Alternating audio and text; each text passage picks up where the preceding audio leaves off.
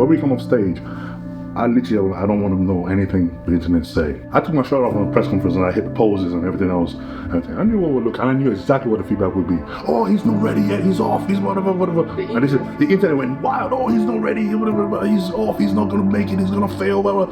That's the internet. So the last thing you need to do after something like that is to get on your phone and see what's being said about you, because that will literally tear you apart.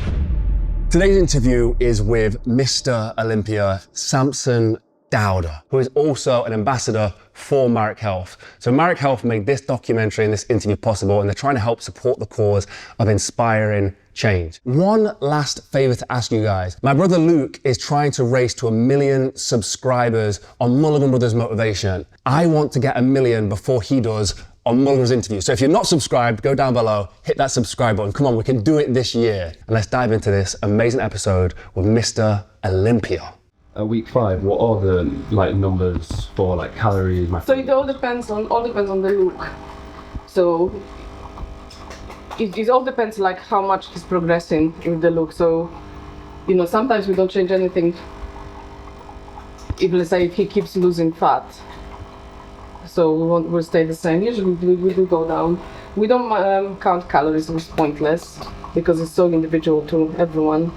Everyone is so individual, so there's no point of counting calories.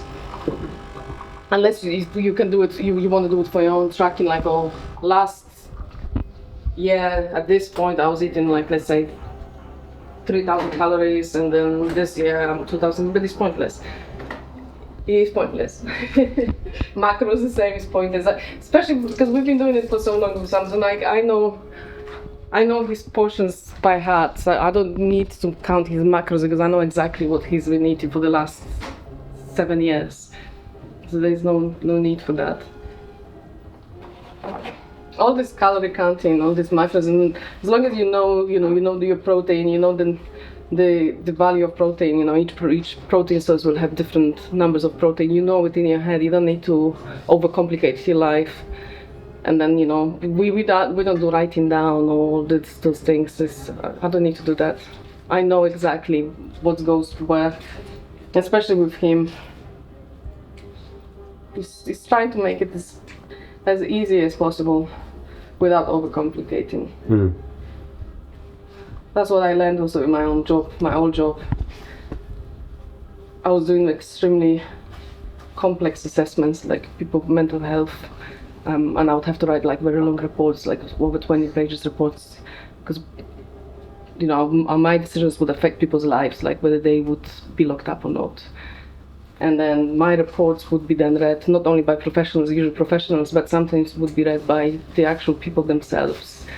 So the way I was always doing it, writing it, I would never use professional jargon, to make people, because it's all about them. So I would make it as easy as possible for people to understand. So you have the knowledge in your head, but it doesn't mean that you have to talk to people I find people try to show off sometimes. I know all this, I know all this. Without even making any sense, because other people don't understand what you're saying. So I try to make things as easy as possible. Just because I know something, it doesn't mean that I have to say it out loud. Because it's all applications. It's all how you apply it into practice. The practice matters, not the theory. Theory is important, but it's the practice. If you want to sell someone a program, and you just say, okay, eat this, train this time, and do this. Somebody what am I paying for? This is not. It's not exactly. It's not. But if I all of a sudden turn you and go, okay, you need to eat this meal at this portion at this time exactly, and train it this way while you're doing this and you're doing that, and they say, I make it as complicated as possible. You'd be like, oh yeah, that makes sense. That's why I'm paying for this, because it sounds so much more than what you feel like you're paying for more, but you're getting the exact same thing. But the thing is, most of the time when people get that, they don't follow it for less than 4 weeks. Because to think that much. Every single time you want to eat, every single time you want to train, you have to think so much. You're not going to keep it up. You do it for a few weeks, and soon enough, I can stop this, and you just give up. So that complication, it only works at the beginning when people are all excited about training, excited about it. But when that excitement is gone, all of a sudden it's a chore. you won't follow it. Yeah, You no, you completely drift agree, it. yeah. But the idea is trying to make it into a lifestyle, into an easy habit that you can do over and over and over every day, and it becomes a habit that you don't even think about. You do it automatically. So okay, I gotta eat. I'm like, Mo was saying, my meals hasn't changed for over what? How long? 10 years? 10 years now? Since We live together. since 2017. So It hasn't changed. Yeah. 8 years now. It hasn't changed. Like Same, exactly yeah. the same meal we for only, breakfast, so what happens second is meal, that third He meal. was getting slightly bigger than we We increase the portions. protein a bit. Increase portions. But the rest of it, like sweet Same. potato, Second meal. that's all stayed the same. Yeah, everything stays the same. So I don't even think. It's just a habit. It's just a lifestyle. I get up. I know. Yep. I know what I'm eating next. I know what I'm eating next. I don't even know like when we want to go out for a meal or stuff. I'm like, yeah, I know what I prefer. There's a much. You live in the in the wardrobe room. Oh. So it's such a habit. Like you can't. You just do automatically as a habit. So no matter what comes in the way or whatever, distractions in the day or something you get pulled away. Your habit is just your habit. You can't. You do it automatically, and it's easy for you to repetitively do over and over and over and over. The routine is already there. It's your lifestyle. Yeah. So it's a lot easier to have a lifestyle to get something done, to try to have a very complicated plan and program that you think you're going to follow and then you're going to get the results. I'm like, yeah, but then what? Yeah, exactly. No. No, this is why those fat dads don't work. It's like they'll work for the, I got 8 week diet, and then they get 8 weeks and then what? You're going to carry that for the rest of your life indefinitely? Yeah. No. So I'm all right, thank you. Thank you, though. Because we're going to be eating it. No, you're great. Chicken. so it's always like I always say to people, you try to invent a lifestyle, not a diet, not a fad, not go on a plan. You try to change your whole lifestyle, and you have to make a change that you can keep to it. Yeah, no. Not a change that is just great right now. You have to be able to maintain that. Yeah. Even when life really knocks on the door. I'm so guilty of that as well. Yeah. Like, I'll do diets. Yeah, because a lot of people do. Yeah, and then A lot of people you do. fall off just as And I honestly, the amount of times I people go, oh yeah, I started this new diet, I have this carnivore diet, I started this chicken diet, and I say, yeah, okay, oh, good luck. And you see it, and you listen to them, and you go, you know. and I know full well that the You next know, time I see you, you go tell me you started another diet. It will be over. Yeah, you know this every single time, but if you tell them, they don't want to hear that. They don't want to be. Oh, they don't want the boring. Yeah. No, they want to know that they're. So, Yeah. oh, okay. There's got to be a magic pill. Yeah, That's it. So it's always kind of like you tell me like you have to. If you want to achieve it, you have to literally change your lifestyle. You can't change it so much that you can't keep up with it. Yeah. If it's so complicated, you won't keep up with it. If I say, okay, you got to eat this 2 meals before you go to work, and you got to eat this and this, and you go, man, I go busy. I got to run to work. I ain't got time to sit in front of my kitchen cooking every day. I got to run to work. I got to be at work at 7 a.m. You're not going to keep up with it. But if you can make it so it's easy enough for you to fit into that normal work schedule where if I gotta get up in the morning, okay, I gotta get up half an hour or 20 minutes early so I can fry my eggs and then run out. You can fathom doing that as a change and a whole, okay, for breakfast, I want you to have steaks, eggs with this much fruits and this and this and this. And I'm like, oh, really? Yeah, good luck. How long are you gonna keep that up? You know, as you get like this later into the prep, and the mental game starts coming. Oh man. Yeah. What's this like? Is there a not having to worry about the food and all that kind of stuff and trusting them all? Is that helpful? That is a big part of it, because the thing is, like, what happens is the deeper you go into prep, the more your mind wills. You're exhausted, you're tired, you're irritable, everything. But what happens is your mind doesn't shut down. Now, even now, like even last night when I sleep, I don't sleep anymore. You sleep when you are aware of your surroundings. You're aware. Your mind never just switches off. You never have. You're just hyper aware of everything. It's almost like being on so much caffeine that you can't switch off. So what happens is you overthink everything. You just every little thing that normally will go in your mind, leave normal time. But oh yeah, that's bigger, and then you forget about it. Now you start to break down everything constantly. The mind is always, okay, what time exactly I got to train? Okay, I got to train this. Where am I going to train? Okay, what am I going to eat this? What am I going to do that? Oh, what's going on? What's going on social media? What's going on this? You start to overthink everything. And that it becomes like this world of tornado where things doesn't just flow through. Your mind is just, you're constantly worrying. And that is where the problem ends up being. Because then you can't just switch off. And because you can't switch off, you analyze things over and over and over and again. And when you just don't let go. So when you're in that safe zone, you're trying to take away all these distractions that don't matter. Try to focus on just the things that keep you simple and focused. So things like obviously the diet and stuff like that, where if I just had eggs, I'd be like, but was that enough though? I looked a bit flat this morning though. Maybe I should have had more. Nah, but I don't think that would be enough to keep myself out. You know, I think I might be losing myself if I don't eat more. Maybe I should eat more eggs. Oh, but then if I eat more eggs, well, but then you end up breaking things over and over and over and over, and you end up all over the place. Same thing with like, well, you know, this week I'm 6 weeks out. Am I ready enough? Or am I too ahead? Am I thinking? And then you try to break. You end up just over analyzing everything, and this is why athletes rely on coaches. It stops us from falling victim of that. And believe me, that is the worst, because you have a plan right out going, okay, by 6 weeks you're supposed to look like this and you're supposed to be having this. When you're in that 6 weeks, you can have it down on paper, looking at it, oh yeah, that's what I'm supposed to be doing. But your head is so all over the place. You're thinking, yeah, but it doesn't seem like that's working. No, this plan isn't right. I need to change something. And when you mess around with that, because you're not thinking with your eyes, or you're seeing when you're thinking now, you're just thinking with your head and you're just playing over. You end up ruining everything, because you can't stick to a plan because you constantly over. So when you have somebody that would literally go, okay, right, I can, from outside looking in, you look fine, you're right where you need to be, what you're eating right now works, don't change anything, don't do anything, just focus, follow the plan, just follow that. That's what you can actually then focus on, and you need somebody you trust to do that. You need somebody to trust enough to say, okay, right, if they're telling me right now I'm okay where I am, I need to believe them completely. I need to believe that, yeah, if they say, even though my mind is telling me, but ooh, you know that you didn't look quite right this morning, right? You remember you saw that your leg looked a bit smaller, you looked a bit thingy, and you have to have so. You could see even this morning that because he feels so, when he's posing, he doesn't feel the muscles. He's not looking through his eyes. He's seeing something completely, because he goes by the feel. He feels flat, so he looks shit. Even though, like, he looks amazing. Like this morning, he looked amazing. So now I look smaller. I'm normally quite bigger. I'm very full. My muscle feels big, but I look so small this morning. This is bullshit. I hate it. I supposed to be. And then you go out, you eat more food than you're supposed to, because you feel like I need to get bigger again. I don't know. I've come down too much in weight. I'm just really, and then all of a sudden, you're off your plan. You've ruined your diet. So this is why you really need somebody to tell you, okay, you need to trust them enough that even when your mind going, what do they know? He's your wife. She's telling you what you want to hear. You don't, and that we've already been through that already in our career, because we've done it so long. We've already been to this point of, she's only telling you because she loves you. Oh, she's only telling you look good and you're great because she loves you. She's not, she's obviously your wife, but she's telling that you look like shit. No, she's telling you because she loves you. And then you're like, I don't believe you. You're telling me I look good, but I don't believe you. We've already been through a lot of that, and it's taken a lot of failures on my part of not listening. I mean, that was Romania Pro. Early stage, Romania 2018. Yeah. Day before the show. We just did a show in Italy. I was completely shredded in that show. I was ready to go. And then we placed, 8th or something like that? And I was like, 11th. No, Italy we were 8th. And then when we did Romania. Oh, yeah. So we placed 8th of the show.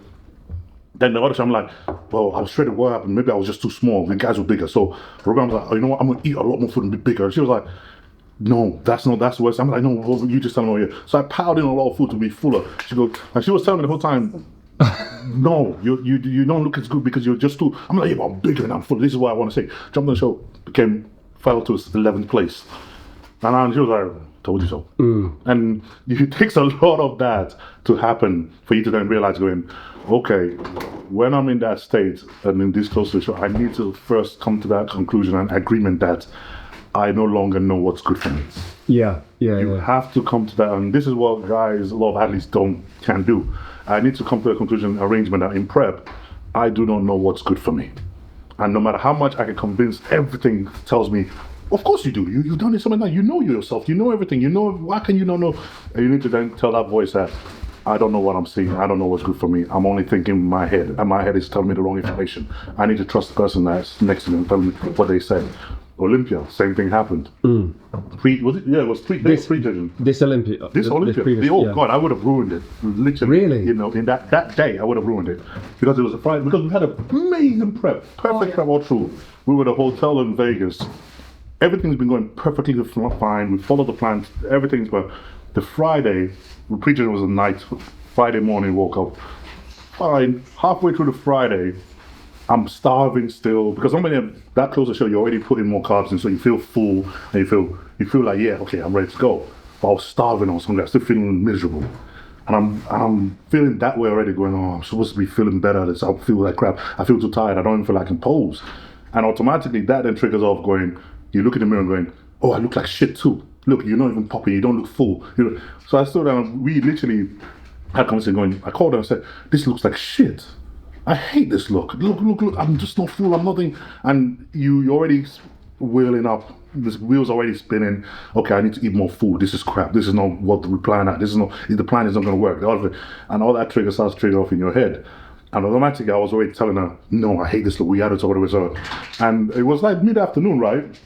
And she basically said to me, we really went off on it. I was about to, and she said, look, she gave me my next meal and said, go to bed, have a nap, and wake up again. So I ate the meal and I'm freaking fuming, going, this is bullshit and that's crap. Went to bed, slept, woke up 30 minutes later, woke up going, oh, I feel great. Look, oh my God, I look the best I've ever looked. Nothing's changed, only your head. Yeah. And I woke up going, oh, and then you end up on stage and we won. So if you were Mr. Olympia, sat there thinking that you were in the best condition. You were the worst. And this is what will happen every single time. Yeah. Every single show, every time, you will get that moment where you wake up, and be it nerves, be it whatever, something in your mind will trigger off and say, you're not ready. This is all going to go to tits up. This is going to be horrible. You're going to look crap. You like crap, and then you're going to try to fix it because you think, oh, this is not what I want, and then you're going to do something stupid, and that is what's going to actually cause everything to go wrong. So having somebody there that knows and you trust, and they can tell you you're fine, and being able to listen to them, which is the hardest part of it, is actually listening regardless of what you think you know or you think you believe, because without a doubt, every shadow of you believe at that time that you're right. All the evidence is there, every part of you believe that, come on man, I know what I'm doing, I've done this so many times, I know I'm right. That's the thing, is this is what But you have to, the worst thing as an athlete, the one thing I've come to learn with years of doing this is I need to know where my flaws are and what it's like body dysmorphia. I need to know that, yeah, you do have it and it's there, it's prominent in you. And you need to be aware of it and go, okay, right, if I'm looking in the mirror right now and I'm saying to myself, oh, I look small, my arms look small, this is crap, oh, Jesus, I need to be able to tell myself, you do know that that's not what people see, right? And I have to be able to convince myself, yeah, I know, even now I'm like, okay, I feel like because I'm my smallest right now. But I need to convince you do know you're still over 300 pounds and 6 foot tall. You're a big guy. But I don't see it. Because I see myself every day. You just don't, your mind you don't see it because you're used to it. So you always think, yeah, but I'm small. You know, when I was like, obviously I was like 330, that was big. This is me small. You're thinking that is a small weight, but you need to be able to go, okay, yeah, you know you got body dysmorphia. You know you don't see yourself the way other people see you. You know that this is the way your mind is designed to be. This is why you always push yourself so hard, because you never feel you're good enough. You need to know that this is all the traits that help you push harder, but at the same time is your biggest flaw, because you never know when enough is enough. So you need to be able to tell yourself, yeah, this is my flaw, this is my Achilles heel, and I need to trust someone else to trust their thinking at a time when they tell me, you're a big guy. Yeah, okay, yeah. So this is what you deal with. Truly mental, like it is. Oh, yeah, it's incredible. Yeah. What's the other side like when you say something like, "Oh, I feel small," But then Marlene says, "Yeah, you maybe your hamstrings are lacking." Yeah, she tells us. Is that difficult to take? No, I have to be very careful. His sensitivity is extremely bad with bodybuilding. To him, like, God, he has to be sensitive words, very sensitive words. And there's a reason, like, because we do those shows, I don't want anybody around me. Anybody that we don't do this setting. I don't want you in the hotel room. I don't want you around me. I don't want you to tell me anything, because people, and in normal time, someone go, man, you're looking great, man. Just a little bit more, if you're just a little bit bigger here, you'll be They great. don't understand, like, that's a big no-no. They say so many things, and what's strange is like a lot of people who used to bodybuild themselves. They are the worst at you it. think like they know the mindset. No, they're the the worst at it. mindset of an athlete, especially that close to the show, is so toxic. You can't. But they say things that literally completely destroy everything, and they just don't think. They don't think. That's because what we hear to what someone's telling us is two different things. Oh, bro, man, you look amazing. You're ready for the stage. Yeah, you just need to be a little bit drier. Yeah. Automatically, everything you've said before that it's done. doesn't matter. Say, oh, that was you just a bit flat. You're just a little bit That's flat. what you can say to Automatically, everything you could probably say is gone. All I heard is, you think I look like shit because I'm flat, and that's all I hear. And that is rage. Literally, because you're a perfectionist. You want everything perfect. So when someone gives you something that small, and it might just be a passing statement. It might just be, you don't hear, that becomes the main word you've heard. That's the thing that's in your mind now.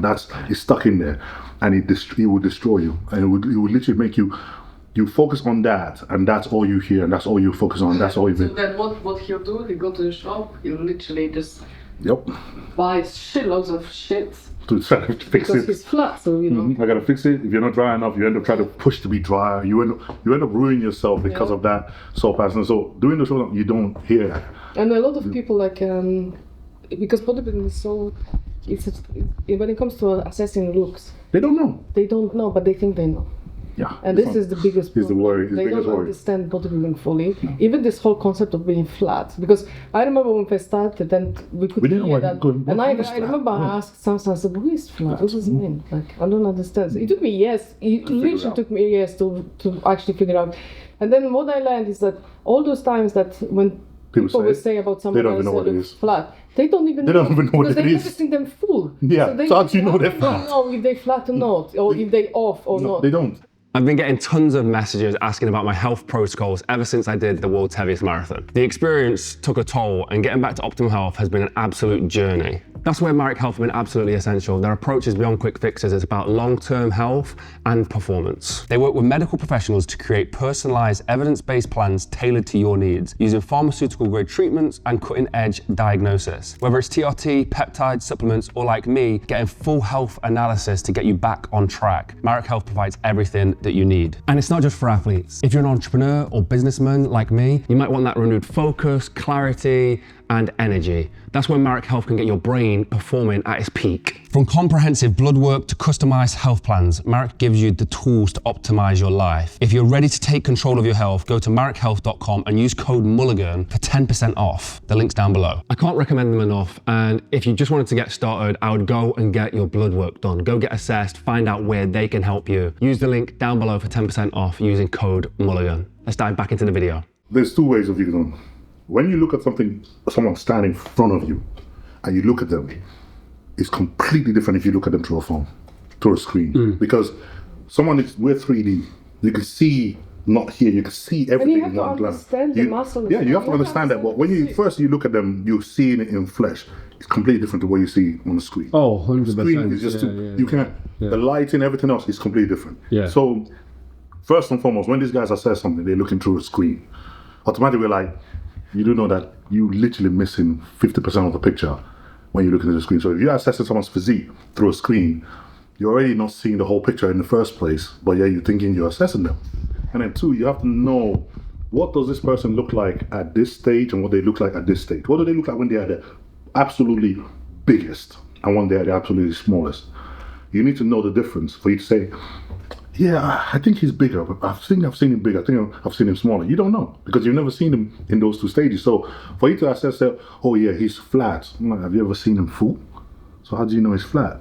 So the idea of, if you think about like in a balloon with a human body, because the muscle is full of water, and what happens is with this way the skin is, it's like the skin is an outer layer of a balloon, like a balloon inside a piece of cloth. When the balloon is fully pumped up, it pushes against that cloth very hard. And then the definition of that muscle you can see through the skin. That's what fullness is. It's where the muscles are so full, they're pushing up against the skin so much. It feels like it's almost stretched around the lines become deeper actually because the muscles feel so stretched. They're stretching the skin so much. It looks like just this balloon that's about to pop inside the skin. That's what fullness looks like. Now, when the muscles are flat, there's not enough fluid in there, so they look a bit more restrained. So what happens is you don't have this cloth on top of it that's not so pushed up against it. So it looks like you have this film of water, and it doesn't look like the definition is not as detailed or anything else. Doesn't mean the person is holding more fat. It just means that the muscle underneath it is not pushing against the skin so much. That's the difference between it. This is something that is very hard to learn. It takes years of seeing it over and over for you to realize, oh, that's what that is. And then you have to know the difference between someone being like that and if it's actually residual fat or if it's actual, he's lean enough, but the muscle is just not pushing up against the skin. It takes experience to learn this, and it takes seeing it over and over and over for you to pick it up. Most guys don't. Individual to and everybody's different. You have to know the athlete. Everybody's different. So you have to know. Okay, if I see a guy there, and I know I've studied his physique so much, I know he has a line that comes across this part of his arm. When he's shredded, that line is extremely in your face, and you can see it right from glance. But then you're looking at him one day and going, I don't see that line in him. I don't see that definition in him. What's going on? First and foremost, you gotta ask, okay, is he not in shape enough and there's still so fat there, that's why you can't see it? Or is he in shape, but he's just, the muscles not pushing up against skin well enough, that's why I can't see it. So then I have to go back and look to another part of his body. I'm going, normally when he's not in shape, he normally doesn't have, he has this line or he has glutes that are popping out. But I can see the glutes there, so he's in shape, but this line isn't there, so it must mean that he's in shape, he's just not full enough. You have to know someone's body in and out for you to be able to get that. Yeah. So when there's someone is on YouTube and they're breaking down physique and going, yeah, he's flat, and you're going, he sure is. You go, yeah, because you've studied, you know him well enough. So this is why, and then you're looking through a screen as well, where it's like, you're lacking so much information to make that decision, make that call. You just like, that's why we were like, look, I always tell athletes, if you're going to get feedback, Go to judges. the judges are the only person you trust, because they know what they see. They sit this far and they see you and they tell you straight up, okay, from what we can see, you're vascular everywhere, so you're in shape, but the deep separation is not there, so you're flat. Simple. So will you go to judges after God, scoring and ask them? I don't trust. I trust nobody's opinion but the judges. When it comes to like, what our performance is on stage, I don't, because you come off, by the time you come off the stage, there's so many breakdown of what you've just done all over the internet. Everybody has an opinion. Everybody wants to. Like we did a press conference. I think it was a press conference at at Olympia, which was I think it was Thursday. We knew that it was a press conference. We were flat and we we're not ready yet and everything else. I took my shirt off on the press conference and I hit the poses and everything else. I knew what would look, and I knew exactly what the feedback would be. Oh, he's not ready yet. He's off. He's whatever. And the internet went wild. Oh, he's not ready. Whatever. He's off. He's not going to make it. He's going to fail. Whatever. That's the internet. Get on the stage next day. Different story. Oh, what happened? He's changed. He looked. But you guys were saying the other thing yesterday. People don't know what they're looking at. They have no idea. So only people that know you, that have seen you repetitive and are expert is the judges. So when we come off stage, I don't want to know anything the internet say, because like I said, you're already in that state of mind where you're vulnerable to feedback or comments or anything, where anything that's said is you overplay it over the top. So the last thing you need to do after something like that is to get on your phone and see what's being said about you, because that will literally tear you apart. So you don't want to hear any of it. You don't want to know any of it. You want to train your mind not to say any of it. The only people you ever want to know their opinion is the judges, because they'll tell you exactly what they want to see from you and what they think that you can achieve. And they'll tell you there to your face, and okay, right, you're looking real good. You're better than what you did last time we judged you. We can see more detail on you. You just need to make sure that you're a little bit drier tomorrow, you're a little bit fuller tomorrow. And they'll tell you straight up in the most nicest way that they can to make you better. And because you know where it's coming from, and they know what they're talking about. You're able to take that feedback a lot better. You not even better, you appreciate that from them than anybody else. Because when other people are telling you, they're just telling you from nowhere. They don't actually know. It just sounds good because they sound very smart if I tell you exactly what I think you're missing, but they don't. So when you trust in the judges to tell you that, that's when you're like, okay, that's the feedback that I know that it means it will help me grow. So when, we did the financial last year, it was the same thing. We got off stage. I went straight to the judges and go, okay, the Olympia's in 2 weeks. You've seen me now. What do you think I can improve on in 2 weeks to come on stage? He looked at me and goes, you know what? It's all there. Really good job. It's all there. Come in a little bit drier next week, in 2 weeks, and you'll be fine. 2 weeks later, that's exactly what we did. So that's advice. It's like, that was great. But when I did the fan show, all the comments on the thing was, oh, he's off. He's not ready. He's not going to be. And that's what you hear for 2 weeks. And you're thinking, if you have listened to that for that 2 weeks, and all that backlash and all that people saying, no, this, he's not this, he's not that, it's not that, you just might as well, you just crumble and go, well, I'm not doing the show next week, because why should I? It just looks like I'm not good enough. And it breaks you, because you put your heart and soul into this thing, and there's nothing more personal than your actual physical body. And people are judging and breaking down your physical self.